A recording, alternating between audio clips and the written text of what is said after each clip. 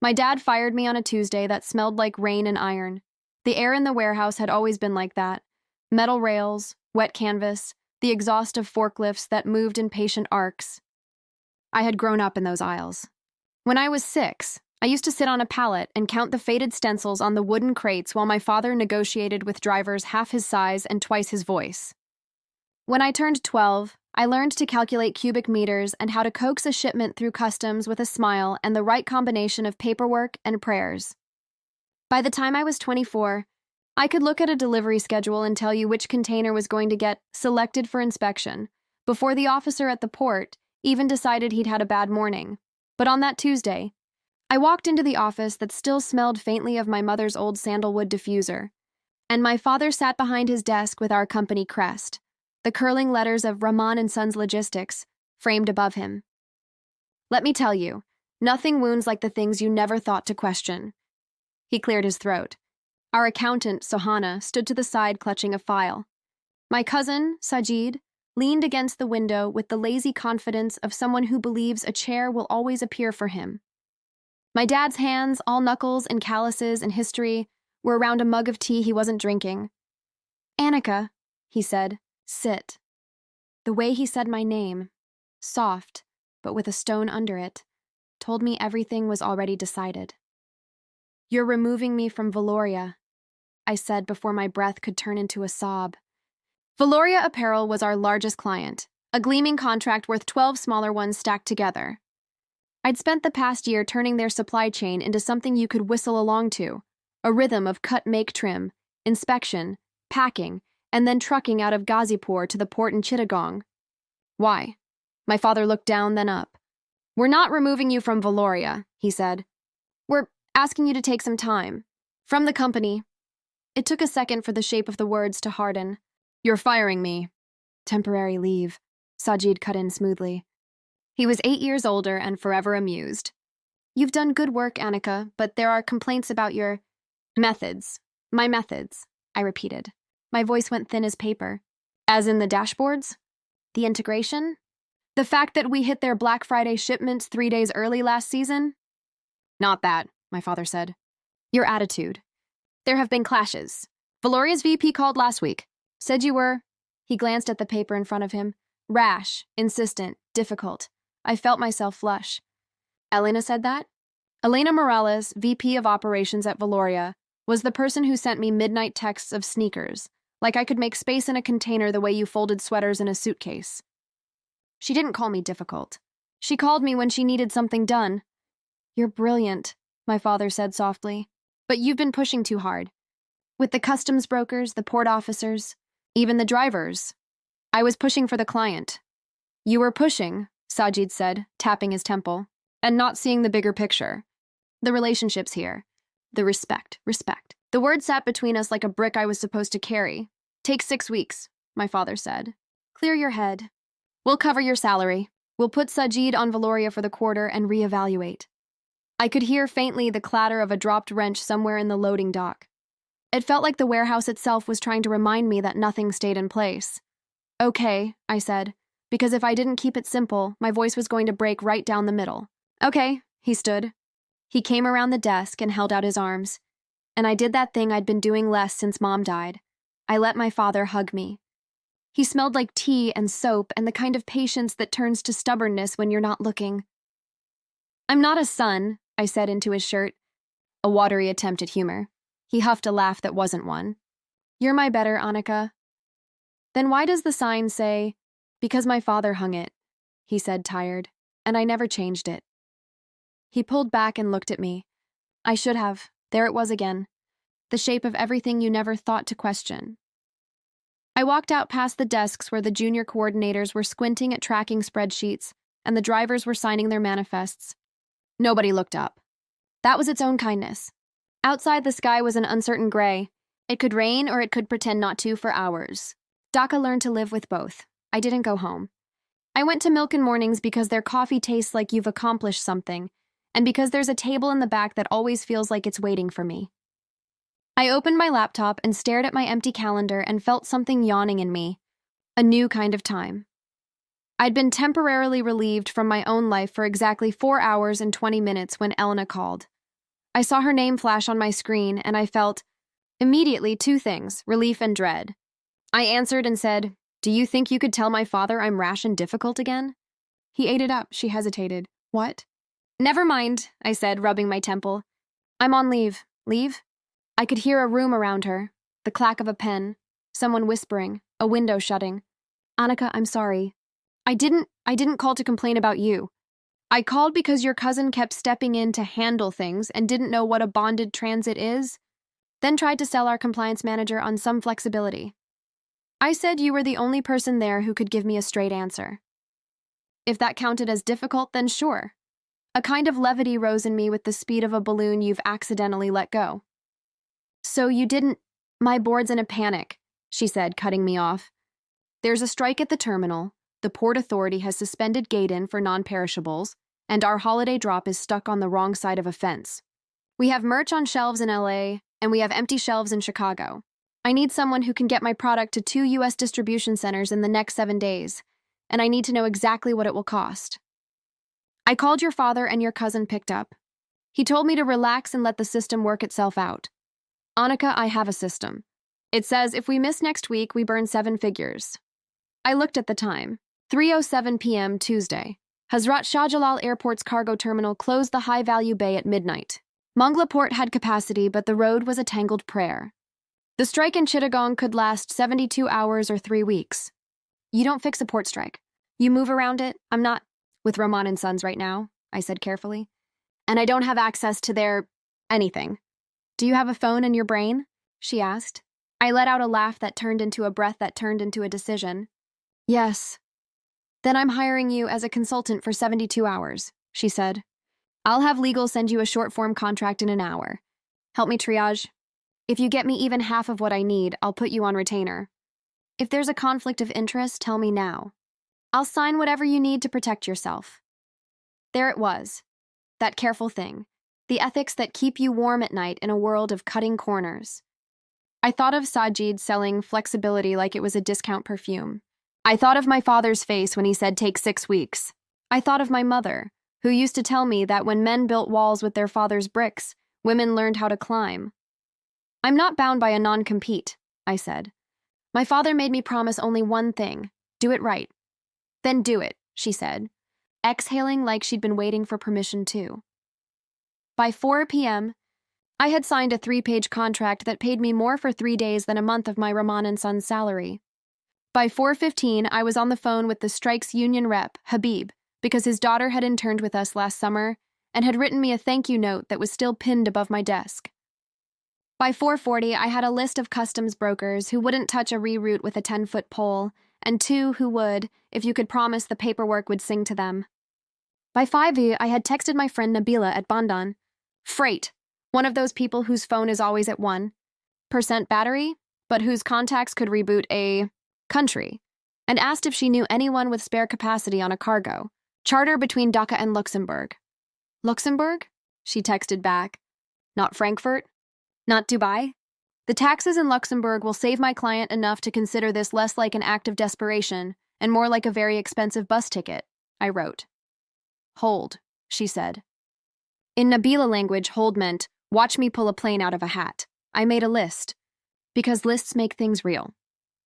Identify containers at port, numbers, contents, urgency. Secure police escort for trucks from bonded warehouse to airport if we pivot to air for priority SKUs. Split shipments, high-margin stock to air. Long tail to Mongla for feeder to Colombo. Ensure compliance, update export declarations, new airway bills, HS codes verified. Avoid dual filings. Communicate to Valoria DC Ops, receiving windows, packaging labels, ASN updates. People, drivers, forklifts, muscle, coffee. The rain decided to show up, rattling the glass. The cafe had thinned out. Students in headphones. A couple arguing gently over a wedding budget.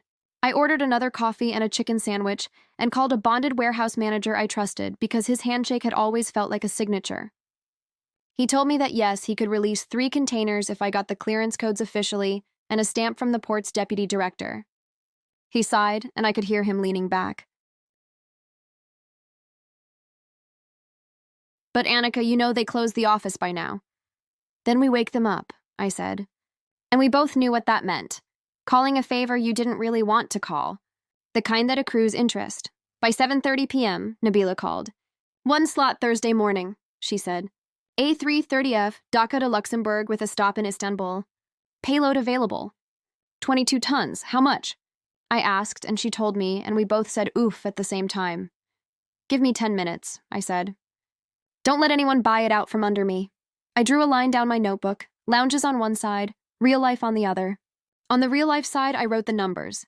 On the lounges side, I wrote what would happen if Elena didn't get her inventory into the Midwest by Tuesday. Front of store displays empty. Social media photos of customers holding price tags on bare shelves. An algorithm deciding that Valoria was irrelevant. 7 figures sounded dramatic until you understood the quiet way money evaporates when people can't find your socks. I called Elena. She picked up with, "Please tell me you have a miracle." "I have a plan," I said. "Not a miracle. And I need you to say yes fast. Tell me." "Split strategy," I said. "We pull 3 containers and prioritize SKUs with the highest margin and marketing spend behind them. Your winter fleece and that capsule line you've been teasing." "You remember the SKU numbers, don't you?" she said, almost smiling in her voice. "I do," I said. "We move that via air 22 tons Thursday morning. Costs will make you want to cry into your spreadsheets, but it will put product in your Chicago and Columbus DCs by Sunday night if I can secure overnight handling on both ends. We label here. We pre-alert your DCs. The rest we move by road to Mongla. I can get a feeder vessel to Colombo Monday, connect to a main line to the East Coast. That will land after the rush, but you'll have enough in store to weather the week." "Costs?" she asked again, flat, I told her. She exhaled. "Significantly less than 7 figures, she said, then caught herself. "On paper." "We can also do nothing," I said gently, because that was always an option you had to spell out. "No," she said. "We do your plan." "Okay," I said, and I felt something in me lock into place. "Then we need to sign an addendum right now.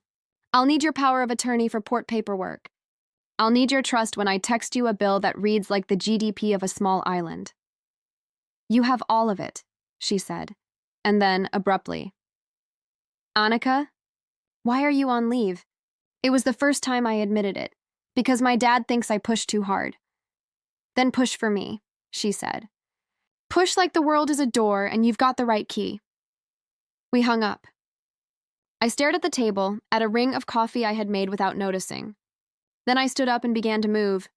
If you've never tried to rearrange a supply chain with your phone and a laptop from the back of a cafe before, imagine playing chess where the pieces are trucks and the board is a country with muddy roads.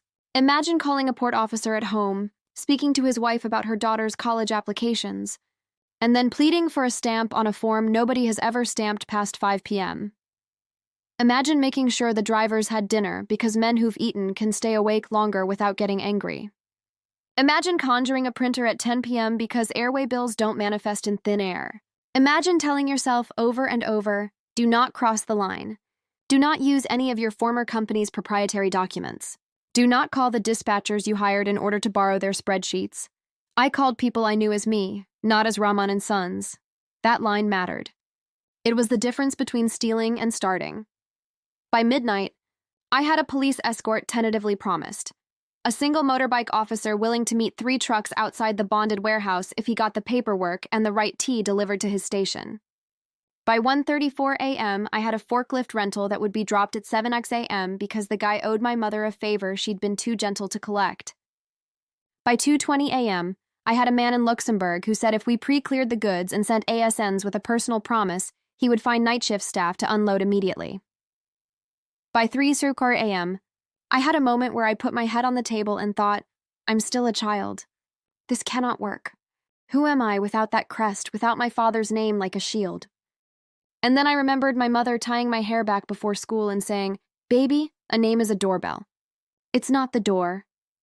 I texted Elena a status update and she texted back a string of rocket ship emojis and "You're a machine." I texted Nabila and she sent back, "You're a monster in the best way." At 6 a.m., the city began to wake. Calls that went to voicemail at 2 a.m. began returning. I ignored the 3 missed calls from my father, then called him anyway because that's what you do. When your universe is built on 1,000 invisible threads and the biggest one is a man who used to carry you on his shoulders, through a warehouse like a traveling queen, picked up on the first ring. Anika, I'm working a job, I said quickly, before he could ask me to come home and sleep. Not for you. For Valoria. Silence. Is this why Elena called me at 5:30 and said she was rerouting cargo and that it was already in motion? I'm not using any of your contracts, I said, before he could accuse me of what I was already afraid of. No forms, no staff. I'm doing it from scratch. Which is slower, he said tartly. It's right, I said. Another silence, and then he sighed. Are you safe? Dad, are you? He said again, the way you ask a child if they've looked both ways at the crossing. I am, I said. I'm also exhausted. Then eat, he said. And Anika? Yeah? Push, he said. If you do it fully. That's the only way the night becomes the morning. And because I was beyond the point of pretending I wasn't crying, I said, okay, and hung up. Wednesday was a film running at double speed. When the bonded warehouse released the containers, I hugged the manager so hard he laughed and told me his back was not as young as my dreams. The police escort arrived exactly 6 minutes late and only because we had delivered the tea. The drivers were all men I didn't know, and something about that made me stand straighter. I explained the route twice, then again. I gave them my number written on a napkin and told them if anyone offered to pay them twice to take a different road, I'd triple it, then told them what we were moving, clothes. Not diamonds. Clothes that would keep kids in Ohio from freezing. A lie, technically, but only just. At the airport, the cargo officer frowned at our stack of airway bills and then, grudgingly, at our stamps, our letters, our manifest of hopes. I resisted the urge to call in a favor I had reserved like a last sip of water.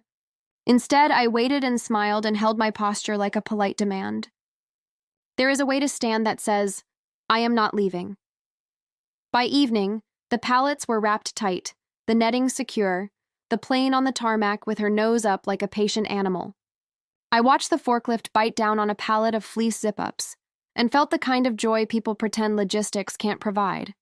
The joy of something that was a problem becoming a solution in real time.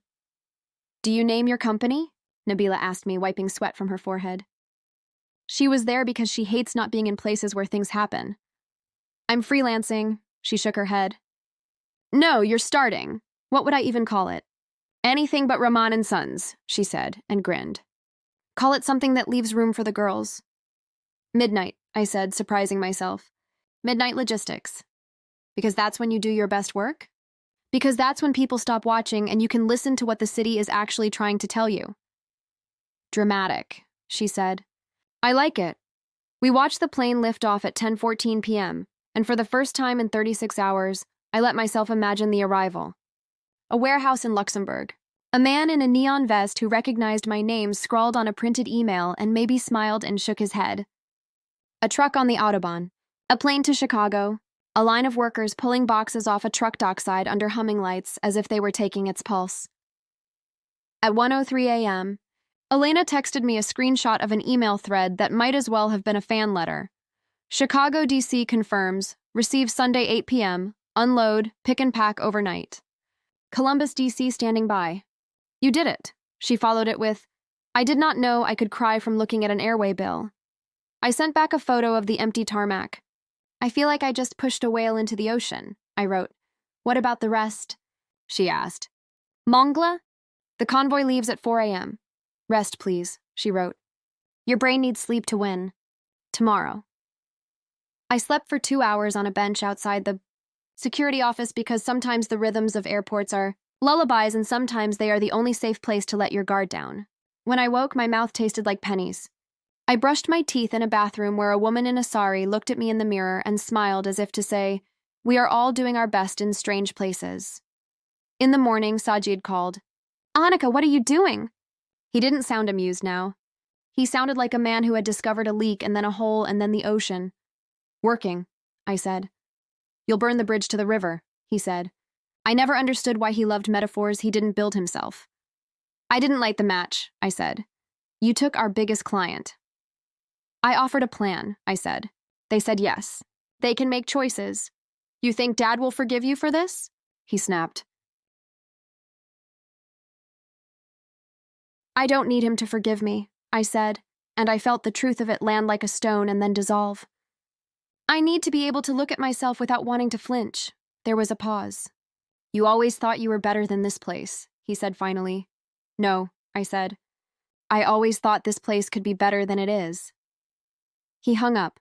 Thursday night, Elena called from a great distance that sounded like a room full of applause. We're moving the rest of the contract to you, she said.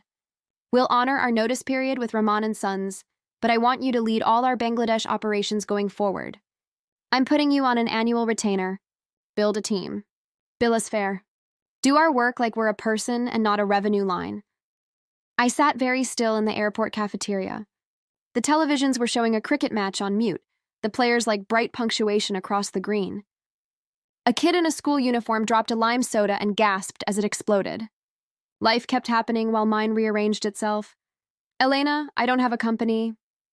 Register it, she said. I'll have my lawyer help with paperwork if you want. My father will be angry and then he won't, she said, as if she had watched 1,000 fathers learn to be humans. He will either remember he loves you more than he loves a sign on a wall, or he won't. You can't control that. I felt the sting of tears. I really should have invested in waterproof mascara. Okay, I said, voice thick. Okay. I registered midnight logistics on Friday morning at a government office where a bored clerk surprised me with efficiency, and I surprised him by pronouncing his name correctly. I rented 2 rooms above an auto parts shop, rooms whose only ventilation was optimism, and bought a whiteboard that made me feel like the kind of person who had a plan even when I didn't. I hired Nabila as my operations director because she had already been that in every way that mattered. And I hired Suhana from our old office because she wanted to be somewhere the word no meant not yet. And I hired 2 warehouse women from a union training program because experience is great, but hunger can build empires. On Saturday night, I went to my father's house. He met me at the door, and everything in his face was exhaustion and relief and a thin, trembling line of pride he was trying to hide. My mother's photo was on the shelf, one of those studio portraits where you look like your own softest dream. He had placed a jasmine garland there. The house smelled like onions and turmeric and Sunday mornings. I owe you rent, I said, trying to start with a joke, with lightness. I always did. Been sleeping at airports?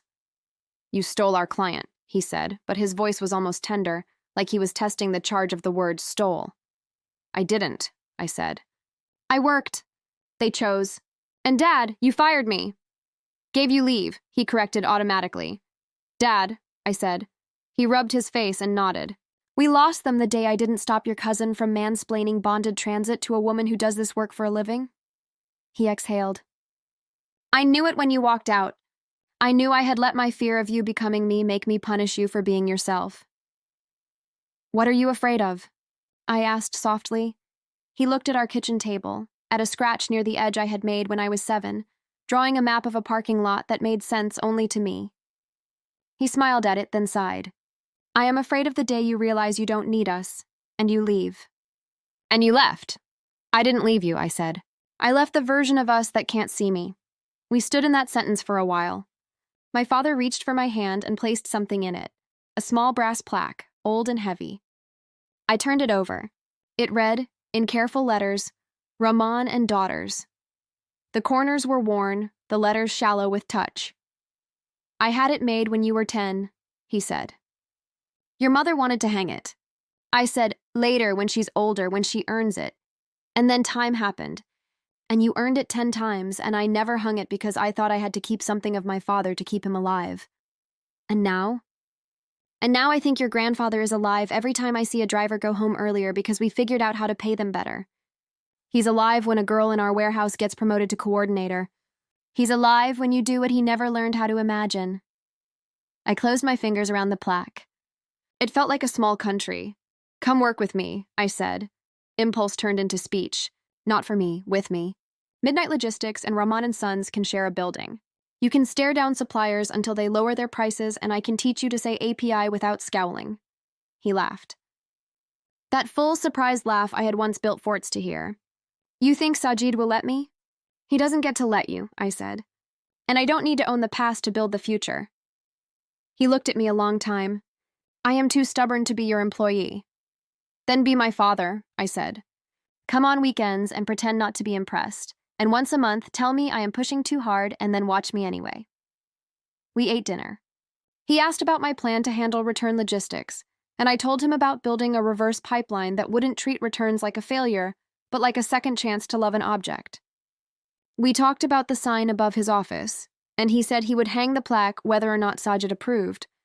And I believed him because the part of him that had been afraid was learning to make room. On Sunday afternoon, after I showered at home for the first time in days, I went to Midnight Logistics and found my team asleep on the floor on yoga mats, a snarl of limbs and ambition. I sat among them and watched the sunlight move across the whiteboard where someone had written, "What else can we do?" And someone else had drawn a rocket ship for the Valoria shipment and given it eyes. The update from Luxembourg buzzed on my phone at 3:12 p.m. Uplift complete. On to Chicago. The photo attached was of a man I'd never met giving a thumbs up. His grin was so hopeful I wanted to hug whoever had raised him. I texted Elena a single line. "Let's talk about the rest of the world." She replied, "Let's." I went back to the office on Monday morning to find a bouquet so big it looked like a prank. The card said, "For pushing. E." Beside it was a smaller envelope with my father's handwriting. "Come to the warehouse. I have something to show you." I drove to the warehouse with music too loud and the window down even though it was already hot. The city smelled like diesel and mangoes and wet cement. When I pulled into the loading bay, I saw it immediately. Above the entrance, a new sign hung awkwardly over the old crest as if it had elbowed its way into a family photo. It read, "Rahman and daughters and sons." The ampersand looked surprised to be there. Below it, in smaller letters, someone, my father, had added, "Founders, Rafiq Rahman and Farida Rahman." I laughed. I cried. I stood there with my hands in my pockets and my heart somewhere outside my chest and thought, okay, not the end then. A beginning made of all the wrong turns that led here. My father came out, wiping his hands. He dug 2 hooks and a small hammer out of his back pocket and pressed them into my palm. "Hang your plaque in your office," he said, "and send me your rate card. I have this problem with a supplier in Narayanganj who thinks 10 days is the same as 3. Dad," I said, "I can't take you as a client." "Conflict of interest." "Then take me as a father," he said. "I'll pay you in tea and disapproval." We grinned at each other like thieves who had finally admitted they both wanted. The same moon. The weeks that followed were the kind that become a montage in movies because they are too full to fit into scenes. We built a team, women and men with grease under their nails and dreams under their tongues. We wrote a handbook that included instructions on how to lift properly and how to apologize when you messed up. We drew our values on the wall like graffiti. Do it right, pay people on time, say the quiet part loudly if it keeps someone safe. We lost sleep and gained scars. We landed a second client because Valoria bragged to a competitor, and soon I was on a plane to Amsterdam, trying to explain why our small firm from Bangladesh understood their problems better than the agencies with glossy pitch decks. Because we live where the seams are, I wanted to say. Because we know what to do when the plan meets the rain. Rahman and Sons did not collapse. Sajid had to learn to let go of some of his certainty the way you pry a sticker off glass, slowly and with patience for the glue that insists it's part of the view. My father stopped by our office on Fridays with sweets wrapped in paper. He became a man whose eyes laughed before his mouth did, someone whose pride in me wasn't a secret he kept from himself. One evening, months later, I took a photo of our whiteboard and sent it to Elena. On it, scribbled in many hands, were a dozen ideas for improving last-mile delivery, community lockers in crowded neighborhoods, an app that translated delivery windows into the language of aunties, "I'll come after your tea," a micro-warehouse above a grocery that wanted to diversify its rent.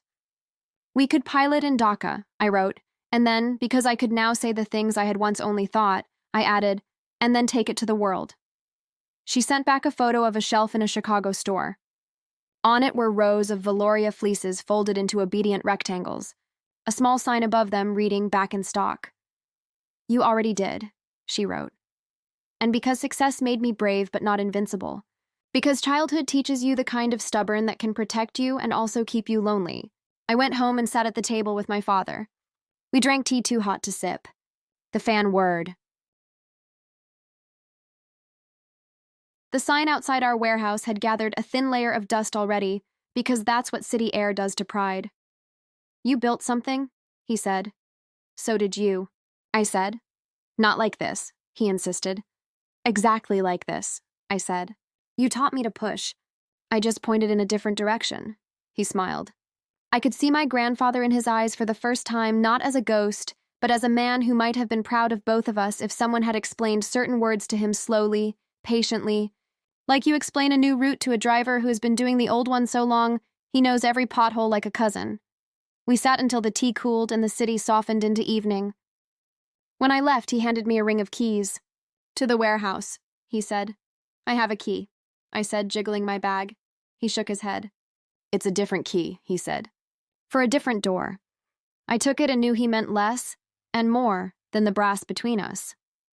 There are some keys you don't use for locks. The next morning, I woke at 5 a.m. without an alarm. The city was quieter than it would be later, downshifted, full of breathing. I drove past men washing their trucks with long arcs of water, past kids barefoot and brave on their way to school, past a woman hawking bread with the voice of someone who once sang lullabies. I unlocked the warehouse that was not mine and was mine. In the way home can be a place you build and a place that builds you.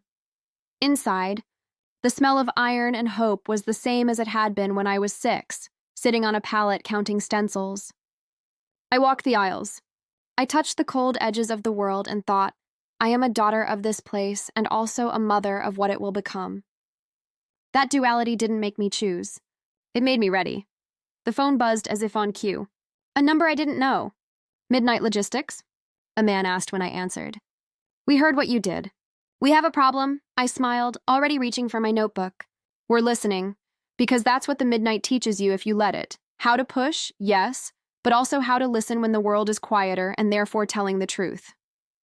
It teaches you that a girl with ink on her fingers can become the kind of woman who'll hold a plan steady when the weather won't. It shows you how to take the key someone hands you and use it not to lock a door but to prop it open for the next person who still thinks the sign on the wall is the entire story, and it isn't. It never was.